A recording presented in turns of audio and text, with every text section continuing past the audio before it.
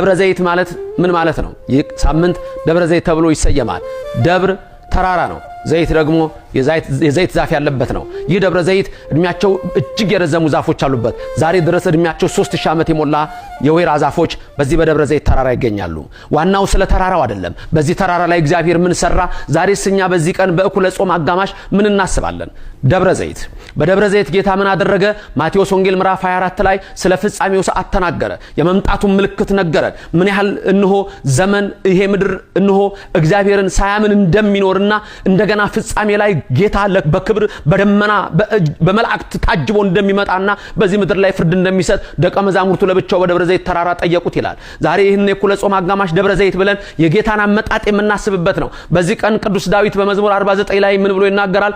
አምላከ አማልክት እግዚአብሔር ነበበ ወጸውዐ ለምድር ይላል። የአማልክት አምላክ እግዚአብሔር ተናገረ፣ እነሆ ምድርንም ጠራት ይላል። እግዚአብሔር ሰጋሃደ ይመጽእ፣ እግዚአብሔር ግልጽ ሆኖ ይመጣል። ወአምላክንህ ያረምም ዝም አይልም አለ። ያኔ እንደመጣ እንደተተፋበት፣ ያኔ መጥቶ እንደተቀለደበት፣ ያኔ መጥቶ እንደተሰቀለ፣ ያኔ መጥቶ ልብሱ እንደገፈፉት፣ ያኔ መጥቶ ተጠማሁ ቢል ሐሞትና ከርቤ እንደሰጡት፣ ያኔ የሾህ አክሊል እንደደፉበት፣ ያኔ እጆቹን እንደቸነከሩ፣ ያኔ እግሮቹን እንደቸነከሩ፣ ያኔ ጎኑን እንደወጉት፣ አሁን ግን ዝም እንዳለ ያኔ አሁን ግን ዝም አይልም። ዮሐንስ አፈወርቅ እንዲህ አለ። ምን አይነት ትዕግስት ነው! ቀንድ እያለ የማይዋጋ በግ ምን አይነት ትዕግስት ነው! በሸላቾቹ ፊት ዝም የሚል አለ። ነብዩ ኢሳይያስም ተነበየ፣ እንዲህም ብሎ ተናገረ በትንቢቱ ምዕራፍ 53 ላይ ከትውልዱ ማን ያስተዋለው? እንደተቀሰፈ ቆጠርነው፣ እኛ ግን አላወቅነውም። እሱ ግን ስለ ሁላችን መተላለፍ ቆሰለ፣ እኛ ተቀበዝብዘን ነበረ። በሱ መገረፍ በሱ ቁስል እኛ ተፈወስን። ይሄን ግን ከትውልዱ ማን አስተዋለ እያለ ተናገረ። አዎ እርሱ በቀራንዮ አደባባይ የተሰቀለው የአማልክት አምላክ እግዚአብሔር ኢየሱስ ክርስቶስ ነበረ። እሱ እነሆ ያኔ ዝም እንዳለ አለ። አሁን ሲናገር ዳዊት ወአምላክንህ ያረምም ዝም አይልም፣ ለፍርድ ይመጣል። ዝም አይልም ማለት ነው ጻድቃንን በቀኙ ኃጥአንን በግራ ያቆምና ዝም አይልም። በቀኝ ያሉት እናንተ አባቴ ብሩካን ይላል።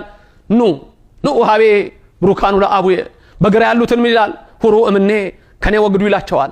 ዝም አይልም። ደብረ ዘይት የጌታን መምጣት የምናስብበት ይህ የጾሙ እኩሌታ ነው። የጾሙ አጋማሽ ነው። ይህ ሰዓት በደብረ ዘይት ተራራ ጌታ የተናገረው የሚፈጸምበት ነው። ዛሬ ምድራችን ረክሳለች፣ ምድራችን ቆሽሻለች፣ ምድራችን አድፋለች። በዚህ ሰዓት ዮሐንስ በራእዩ ይገልጸዋል። ያኔ በዳንኤል የመጽሐፉን ቃል ትንቢቱን ዝጋው አትመው ያለውን ለዮሐንስ ደግሞ ለባለ ራእዩ ምን ይለዋል?